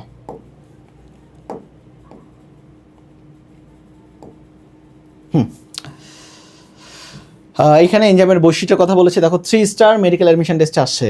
এনজাইম মূলত কোন ধরনের পদার্থ? কলের জাতীয় পদার্থ। এনজাইম হলো সাধারণত প্রোটিন ধর্মী। এনজাইমের পিএইচ খুবই গুরুত্বপূর্ণ। পিএইচ 6 থেকে 9 মধ্যে সবচেয়ে বেশি ক্রিয়াশীল। তাপমাত্রা, এনজাইম কিন্তু খুবই হিট সেন্সিটিভ, বুঝছো? তাপমাত্রা 35 ডিগ্রি সেলসিয়াস থেকে 40 ডিগ্রি সেলসিয়াস তাপমাত্রা এরা অধিক ক্রিয়াশীল। 40 ডিগ্রির বেশি হয়ে গেলে এরা কাজ করা বন্ধ করে দেয় আর কি। চলো আসে এরপরে দেখো, প্রায় সব এনজাইম পানিতে দ্রবণীয় এবং এনজাইমের কার্যকারিতা কি সুনির্দিষ্ট। আচ্ছা, এনজাইমের বৈশিষ্ট্যের কথা বলা রয়েছে এখানে ইত্যাদি, এজ দেখে নিতে হবে এটাতে। এখন চলে আসো আমার প্রিয় জায়গা, সেটা হচ্ছে 10,000% ইম্পর্টেন্ট দিয়েছে, prosthetic group, cofactor, coenzyme. Prosthetic group, cofactor, coenzyme. Okay, আচ্ছা চলো তাহলে একটু শুরুই করে দিই আর কি তোমাদের ক্ষেত্রে। দেখি, চলো এই জায়গায় আসি আর কি, আমরা এই জায়গায় আসি। তাহলে যদি বলা হয় যে কনজুগেটেড এনজাইম কি, আমরা যদি এখানের দিকে যাই, দেখো লেখা রয়েছে কি? লেখা রয়েছে কনজুগেটেড এনজাইম। কি এনজাইম? Conjugated enzyme.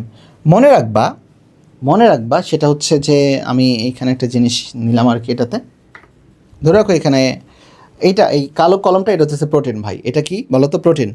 এই প্রোটিনের সাথে আমি একটা এক্সট্রা অংশ যোগ করে দিলাম। তাহলে যখনই দুইটা অংশ যোগ হইলো, দুইটা অংশ যোগ হয় মানে কনজুগেট মানে যুগল। কনজুগেটেড প্রোটিনের কয়টা অংশ? দুইটা। এই অংশটা প্রোটিন অংশ, আর এই অংশটা নন প্রোটিন অংশ। তাহলে যেটা প্রোটিন অংশ সেটার নাম হচ্ছে অ্যাপোএনজাইম। তাহলে কনজুগেটেড প্রোটিনের প্রোটিন অংশের নাম অ্যাপোএনজাইম, আর যে নন প্রোটিন অংশ সেটার নাম হচ্ছে প্রস্থেটিক গ্রুপ। সেটার নামটা কি বলতো? Prosthetic group. এখন এই প্রস্থেটিক গ্রুপ দুই ধরনের হইতে পারে, একটা হইতে পারে মেটাল, আর একটা হইতে পারে কি জানো? জৈব রাসায়নিক পদার্থ। যদি মেটাল টাইপের হয় কিছু, তখন সেটাকে বলা হবে কোফ্যাক্টর, ওকে, যার অপর নাম ছিল অ্যাক্টিভেটর। আর কোনো যদি জৈব রাসায়নিক পদার্থ হয়, এফএডি, এনএডি ইত্যাদি, তখন সেটার নাম হয়ে যাবে কোএনজাইম। আমি আবারও বলে দিলাম, তাহলে যখন প্রোটিন এবং নন প্রোটিন অংশ একত্রিত হবে, তখন সেটার নামটা কি হয় জানো? Conjugated enzyme has the 2 parts, one is the, এটা কি বলতো? দ্য প্রোটিনাস পার্ট, এটা নন প্রোটিনাস পার্ট। যেটা প্রোটিনের অংশ সেটার নাম হবে অ্যাপোএনজাইম, আর যেটা নন প্রোটিন অংশ সেটার নাম প্রস্থেটিক গ্রুপ। প্রস্থেসিস মানে হচ্ছে বাইরে থেকে আনা। প্রস্থেটিক গ্রুপের দুইটা ভাগ হইতে পারে, যদি একটা মেটাল হয় তখন সেটার নাম কোফ্যাক্টর, যদি সেটা জৈব রাসায়নিক পদার্থ হয় তখন সেটার নামটা কি বলতো? কোএনজাইম। এতটুকু এখানে বলা রয়েছে ভাই, মিস করা যাবে না। ওই যে কোএনজাইম, এফএডি, এনএডি, এটিপি ইত্যাদি। এই পয়েন্টটা একটু তোমরা দেখবা, 23-24 সালে আসে এটা, কোএ মানে কোএনজাইমে। এটা কী দ্বারা তৈরি হচ্ছে? ভিটামিন বি, পাইরোফসফেট এবং অ্যাডেনাইলিক অ্যাসিড দিয়ে কোএনজাইম এ গঠিত। আবার একটু বলো তো, কোএনজাইম এ কী দ্বারা গঠিত? এরকম প্রশ্ন আসলে পারার কথা না আর কি। ভিটামিন বি, পাইরোফসফেট এবং অ্যাডেনাইলিক অ্যাসিড। আবারও বলো, ভিটামিন বি, পাইরোফসফেট এবং অ্যাডেনাইলিক অ্যাসিড দিয়ে কি গঠিত বলো তো? কোএনজাইম গঠিত। এনজাইমের কাজের কৌশল আগেই বলেছি, এমিল ফিশার দাদু এনজাইমের কাজের কৌশলের জন্য একটা নীতি প্রবর্তন করেছিলেন, যার নাম হচ্ছে তালাচাবির নীতি। যার নাম কি? তালাচাবির নীতির মধ্যে এখানে যারা এনজাইমকে বাধা দেয়, কাজ করতে দেয় না, তাদেরকে বলা হয় ইনহিবিটর। ইনহিবিট মানে বাধা দেওয়া, ওকে।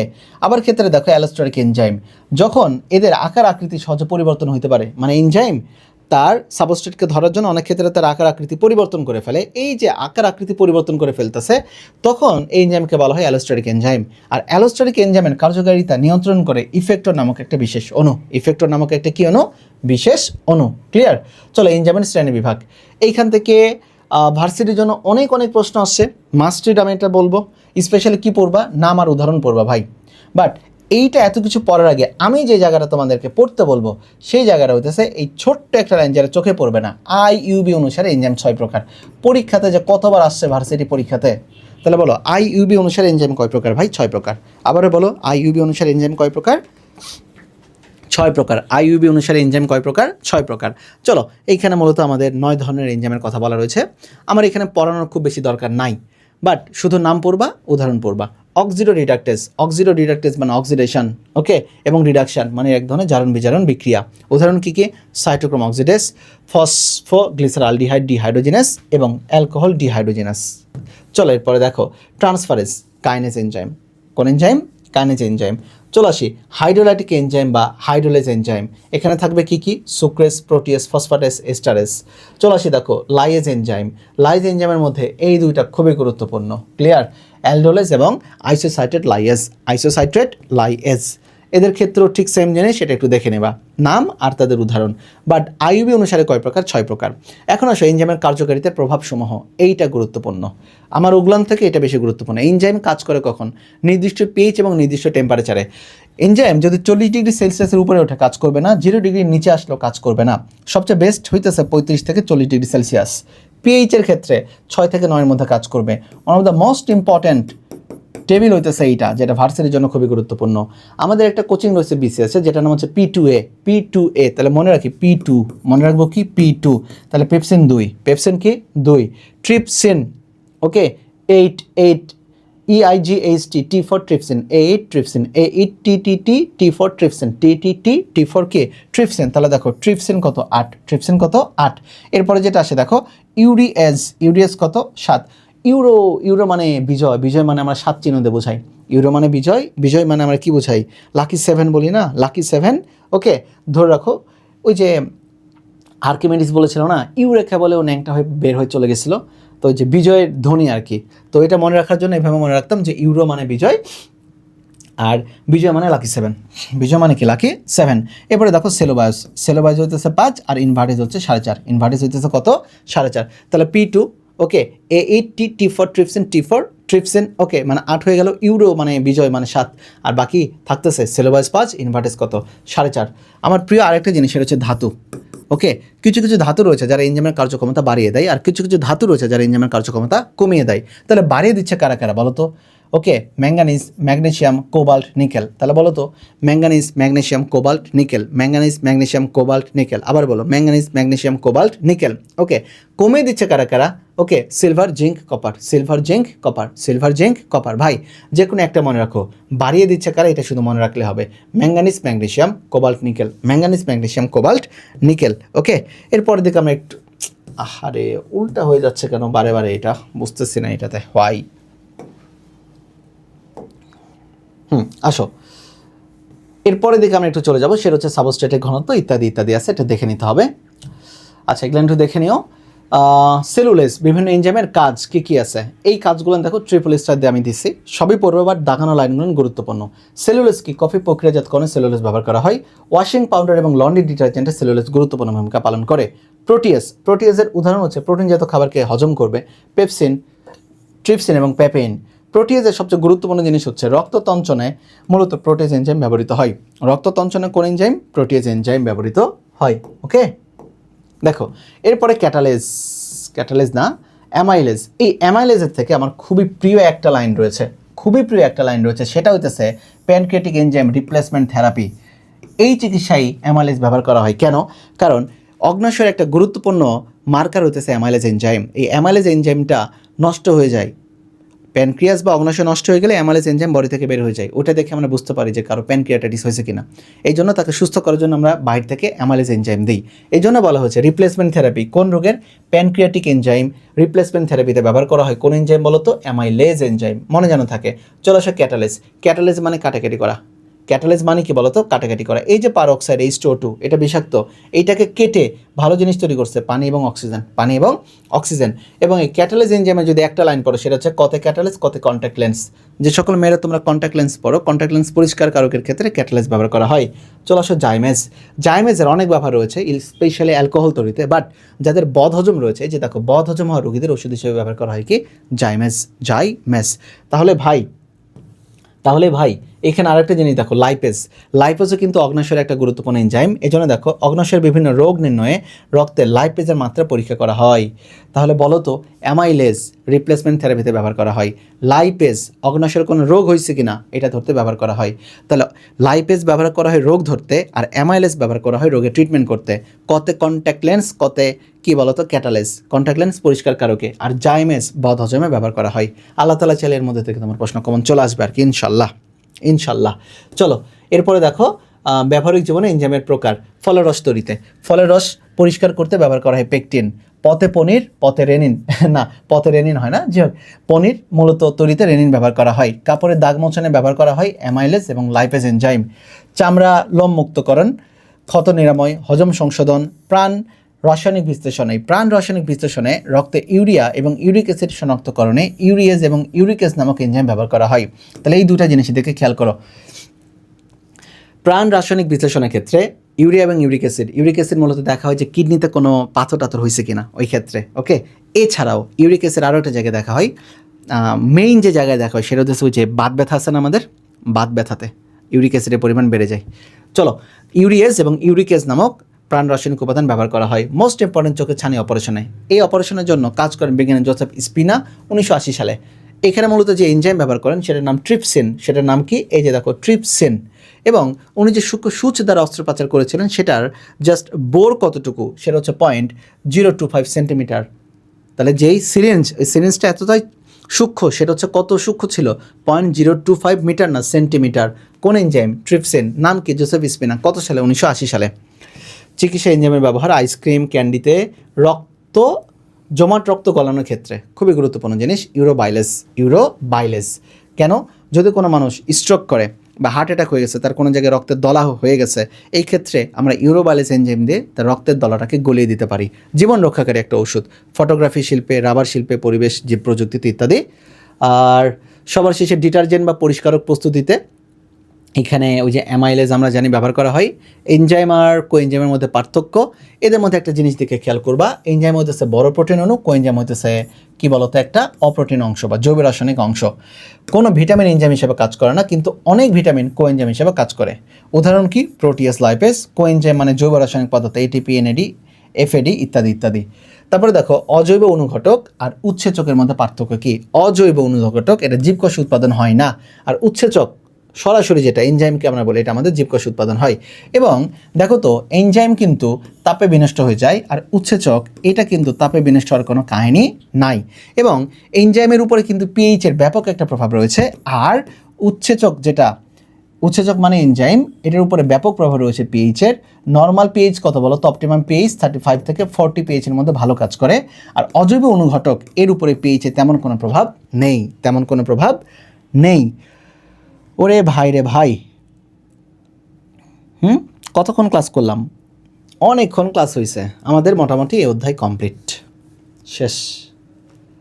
চলো আমরা একটু এমসিকিউ সলভ করি। চলো দেখি, বলো তো ভাই, সবাই একটু মনোযোগ দাও। এখন পর্যন্ত 20 জনের মতো কাজ করতেছ, স্যালুট তোমাদেরকে ভাই, থ্যাংক ইউ। আলহামদুলিল্লাহ, আমাদের উপর আস্থা রাখো, আমরা কাজ করে যাব তোমাদের জন্য ইনশাল্লাহ। আমরা আমাদের সর্বোচ্চটুকুতে তোমাদের জন্য কাজ করে যাব ভাই। টিচিং মোডে যাই, আসো। কি বলছি দেখো তো, নিচের কোন এনজাইমটি জমাট রক্ত গলাতে সহায়তা করে। একটু আগে আমি বলেছি কোন এনজাইমটি জমাট রক্ত কোনটা, ট্রিপসিন, পেপসিন, ইউরোবাইলেস নাকি ইউরিয়েজ। রাইট অ্যান্সার কোনটা হবে বলো তো, ইউরিয়েজ না, এটা হবে মূলত কোনটা বলো, সেটা হবে ইউরোবাইলেস। সেটা হবে কোনটা বলো তো, ইউরোবায়ালেজ এনজাইম জমাট রক্ত গলিয়ে দেয় আর কি। চলো এরপরে দেখি 2 নাম্বার, নিচের কোনটি অত্যাবশ্যক অ্যামাইনো অ্যাসিডের বৈশিষ্ট্য? অত্যাবশ্যক অ্যামাইনো অ্যাসিডের বৈশিষ্ট্য বলো দেখি। অ্যামাইনো অ্যাসিডের বৈশিষ্ট্যের মধ্যে কি কি? এরা দেহাভ্যন্তরে তৈরি হয়? এগুলো বাইরে থেকে খাইতে হয়। নিম্ন গলনাঙ্ক? না। অ্যালকোহলের দ্রবণীয়? না। পানিতে দ্রবণীয়। অ্যামাইনো অ্যাসিড পানিতে দ্রবণীয়, তাহলে এটা বর্ণহীন এবং স্ফটিকাকার। মানে এখানে চাইছে মূলত ওই যে অ্যামাইনো অ্যাসিডের বৈশিষ্ট্য এখানে তুলে দিয়েছে, বর্ণহীন এবং কি স্ফটিকাকার। তাহলে বৈশিষ্ট্যগুলো আমাকে পড়তে হবে। সবাই একটু উত্তর দাও ভাই, সবাই একটু উত্তর দেয়। হ্যাঁ, ভেরি গুড, ইউরোবায়ালেজ উত্তর দিচ্ছ আর কি। চলো 3 নাম্বার, জীবদেহে বিভিন্ন প্রকার লিপিডের ভূমিকা বিষয়ে কোনটি সঠিক? লিপিডের ভূমিকা বিষয়ে কোনটি সঠিক? মহিলাদের রক্তে এলডিএল হৃদরোগের ঝুঁকি কমায়। এই ভাই, মহিলাদের রক্তের এলডিএল তো সবসময় হৃদরোগের ঝুঁকি বাড়ায়, এটা হবে না। ওকে, লিপিড উদ্ভিদে বর্ণ সৃষ্টি করে? না, লিপিড উদ্ভিদে বর্ণ সৃষ্টি করে না। কোলেস্টেরল কোষ আবরণীর তারল্যতা বৃদ্ধি করে, আর ফসফোলিপিড কোষের আয়নকে স্থির রাখে। বলো এই দুইটার মধ্যে রাইট অ্যান্সার হবে কোনটা? ওকে, তারল্যতা বৃদ্ধি করে কোলেস্টেরল, আর একটা কি বলেছে বলো তো? ফসফোলিপিড কোষের আয়নকে স্থির রাখে। ফসফোলিপিড কোষের আয়নকে কি রাখে বলো? স্থির রাখে। এই দুটার মধ্যে তোমাদের ভুল হবে আমি জানি। করে ভাই চলো। ও আচ্ছা, এখানে উত্তর মনে যাচ্ছে লিপিড উদ্ভিদে বর্ণ সৃষ্টি করে। এই উত্তরটার সাথে আমরা একটু দ্বিমত পোষণ করলাম। ওকে, দ্বিমত পোষণ করলাম। আমি 3 নম্বর প্রশ্নটা আমি আবার একবার দেখবো আর কি। এটাতে আমি তো বলেছি লিপিড উদ্ভিদে বর্ণ সৃষ্টি করে, এটার সাথে আমি একটু দ্বিমত পোষণ করছি আর কি। এটাতে ক্লিয়ার, পরবর্তীতে দেখবো আর কি। এটাতে দেখি, যে হোক, হইতে পারে এটা আমার এই মুহূর্তে মনে নাই। চলো দেখো, কোনটি গাঠনিক প্রোটিন? কোনটি গাঠনিক প্রোটিন? গাঠনিক প্রোটিনের মধ্যে না মায়োগ্লোবিন, হিমোগ্লোবিন না, কোলাজেন। এই কোলাজেন মূলত গঠন তৈরিতে সহায়তা করে। কোলাজেন মানে কই থাকে বলো তো? কোলাজেন থাকতে পারে আমাদের যোজক টিস্যুতে থাকতে পারে। ক্লিয়ার? এটা হচ্ছে কি জিনিস? সুতার মতো একটা জিনিস, হাড়ে থাকতে পারে কোলাজেন। Right answer collagen. চলো 5 নম্বরের দিকে চলে যাই। নিচের কোনটি রক্ত বেড়ে গেলে অ্যাথেরোস্ক্লেরোসিস হতে পারে? ভাই, অ্যাথেরোস্ক্লেরোসিস মানে কি জানো? যে রক্তনালী আছে না, রক্তনালীটা শক্ত হয়ে যাওয়া এবং এখানে প্লাক জমা হয়। প্লাক মানে ওই যে লিপিড যে দলা আছে, ওই দলা জমা হয়। কোনটি পরিমাণ বেড়ে গেলে?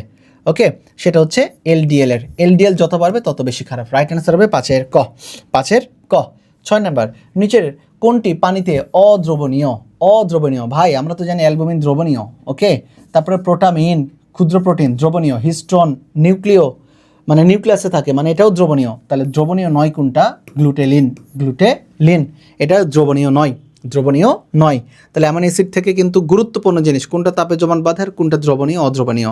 অ্যালবুমিন ডিমের সাদা অংশ মানে দ্রবীভূত হয়ে যায়। প্রোটামিন ক্ষুদ্র প্রোটিন, এটাও দ্রবীভূত হয়ে যায়। হিস্টোন নিউক্লিয়াসের ভেতরে থাকে, পানির মধ্যে থাকে, মানে পানিতে দ্রবীভূত। চলো এরপরের দিকে আমরা একটু যাই, দেখি নিচের কোনটা ফসফোলিপিড? ভাইরে, এটা পড়তে হবে। ওকে, জানতে হবে। এটা কিন্তু মেডিকেলের প্রশ্ন। কিউটিন হয় না, টার্পিন হয় না, ফসফোলিপিড। সুবেরিন হয় না, তাহলে হয় কোনটা বলো তো? লিসিথিন। এটা একটু আমাদেরকে মুখস্থের মতো জিনিস, বাট তারপরে কিউটিন এবং টার্পিন এগুলান তো আসবে না আর কি। স্পেশালি টার্পিন তো আমাদের এক ধরনের উদ্ভূত লিপিডের মধ্যেই পড়ে আর কি এটাতে, তাই না? সুবেরিন এটা হচ্ছে মোমের একটা এক্সট্রা লেয়ার থাকে। তাহলে লেসিথিন হচ্ছে ফসফোলিপিড। লেসিথিন কি বলো তো? ফসফোলিপিড। চলো আসি, নিচের কোনটি মানুষের শরীরের জন্য অত্যাবশ্যক অ্যামাইনো অ্যাসিড নয় কোনটা? ওকে, থ্রিওনিন অত্যাবশ্যকীয়, ফিনাইল অ্যালানিন অত্যাবশ্যকীয়, লাইসিন অত্যাবশ্যকীয়, গ্লাইসিন অত্যাবশ্যকীয় নয়। ওকে, গ্লাইসিন হতেছে অ্যালিফেটিক অ্যামাইনো অ্যাসিডের উদাহরণ, GAV, গ্লাইসিন, অ্যালানিন। ওকে, আর ভি মানে ভ্যালিন। চলে যায় এরপরে, প্রোটিন অ্যামাইনো অ্যাসিড কোন বন্ধন দ্বারা একে অন্যের সাথে যুক্ত থাকে? অবশ্যই অ্যামাইনো অ্যাসিড যুক্ত থাকে পেপটাইড বা পলিপেপটাইড বন্ধন দ্বারা। পলিপেপটাইড যদি বলি, কোন পেপটাইড বলেছি? পলিপেপটাইড বলা মানেই সেটা কী হবে বলো তো?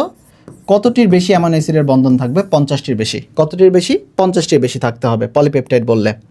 চলো, বিরল অ্যামাইনো অ্যাসিড হাইড্রোক্সিপ্রোপিন। আহারে, এটা কি হাইড্রোক্সিলাইসিন? হাইড্রোক্সিপ্রোলিন নয়, হাইড্রোক্সিপ্রোপিন হয়। বিরল অ্যামাইনো অ্যাসিড। ওকে, এখানে ভুল দিছে, এটা উত্তর হবে না। উত্তর হবে এইটা। উত্তর হবে খ নাম্বার। হাইড্রোক্সিপ্রোলিন হয় না, হাইড্রোক্সিপ্রোপিন হয়। এখানে একটু টাইপিং মিস্টেক, এটা হবে উত্তর। চলো এরপরের দিকে চলে যাই। নির্মের কত ডিগ্রি তাপমাত্রার উপরে এনজাইম নিষ্ক্রিয় হয়ে পড়ে? ওকে, আমরা জানি 40 ডিগ্রি সেলসিয়াসের উপরে গেলে মোটামুটি কাজ করা বন্ধ করে দেয়। বাট এখানে উত্তরটা না হচ্ছে 50 ডিগ্রি, আমাদের রয়্যাল গাইড অনুসারে এখানে আমি দেখেছি আর কি। এটাতে আমার যদি এখানে 50 ডিগ্রি না থাকতো তাহলে মোস্ট রাইট অ্যান্সার হতো 40 ডিগ্রি ক্ষেত্রে। তাহলে নিমের কত ডিগ্রি তাপমাত্রার উপরে এনজাইম নিষ্ক্রিয় হয়ে পড়ে? ওকে, 40 ডিগ্রির উপরে গেলে কাজ করা বন্ধ করে দেয়, মোটামুটি মানে ধীরে ধীরে কাজ করা বন্ধ করে দেয়। ওকে, আর 50 ডিগ্রি হলে এটা টোটালি নিষ্ক্রিয় হয়ে যায়। 50 ডিগ্রি হলে এটা টোটালি কী হয়ে যায় বলো তো? নিষ্ক্রিয় হয়ে যায়। অপটিমাম টেম্পারেচার কত? 35 থেকে 40 ডিগ্রি। 40 ডিগ্রির উপরে গেলে কী হয়? আস্তে আস্তে কাজ করা বন্ধ করে দেয়। আর 50 ডিগ্রি হলে এটা মানে নষ্টই হয়ে যায় হয়তো বা। চলো, নিমের কোনটি সবচেয়ে ক্ষুদ্র প্রোটিন? প্রোটামিন। এটা হচ্ছে কি বলতো? স্যামন মাছের কই থাকে বলতো? শুক্রাণুতে থাকে। নাম কি? সালমিন। স্যামন মাছের শুক্রাণুতে থাকে, নাম কি বলো? সালমিন, তাই না? দেখা হবে বিজয়, ইনশাল্লাহ অবশ্যই আমাদের দেখা হবে বিজয়। আর তোমাদের আজকে ক্লাসটা কেমন লাগলো আমাকে একটু কমেন্টসে জানাও।